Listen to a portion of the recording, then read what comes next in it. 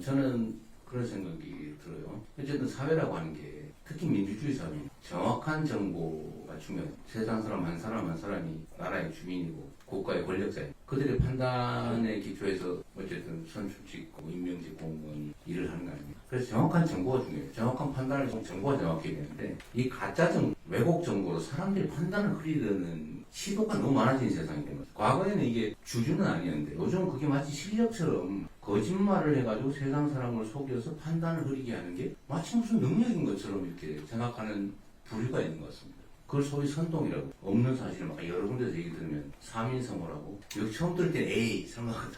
두 번째 진짜인가? 세 번째 들으면 네 번째 들으면 확실하네. 다섯 번째 들으면 자기도 같이 주장하. 근데 이게 안타깝게 현실이잖아요. 그래서 특히 이 정치 영역에서도 마찬가지인데 거짓말을 옛날에는 우리 안교회 장관이 오랜 정치했었으니까 전에는 자기가 한 말이 사실과 다르면 사과했잖아요.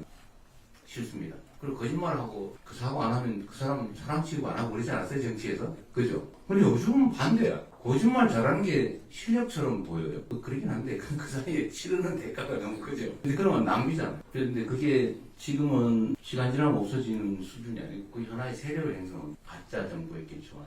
근데 그 중에 하나가 이런 거예요. 저는 국정감사는 국회에 가서 국민을 대표하는 국회의원들한테 법률에 의해서 진실을 말해야 될 사람들이 거부한다든지 가서 대놓고 뻔뻔하게 거짓말한다. 이거 절대 허용하면 안 된다고. 차라리 말을 하든지. 그런데 이거 지금 작년부터 국회에서 증언 요구하면 거부하고 대도 않는 이유로 가서 거짓말하고. 그런데 이거 계속 반복되고 있어요.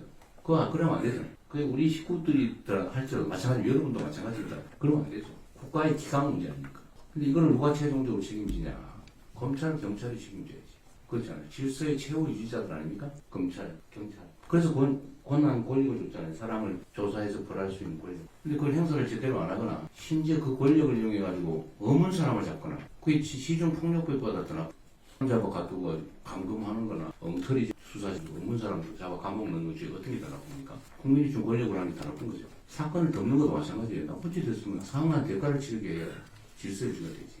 그래서 위증 사건 고발을 내가지고 수없이 했는데 왜 수사를 안 합니까? 왜 그냥 냅두니까 계속 그러는 거 아니에요? 우리 국무위원들도 국회 가서 말도 안 되는 이유로 출석 거부하거나 그러시면 안 됩니다. 가서 또 거짓말하고 그러면 안 돼요. 거짓말할 일을 하지 말아야지. 문제가 있으니 거짓말하는 거 아니에요. 그 수사 상황 체크를 좀 왜 안 하고 있는지, 고발은 언제 됐고, 수사는 어떻게 하고 있고, 처분은 어떻게 했는지, 어떻게 빨리 처리할지.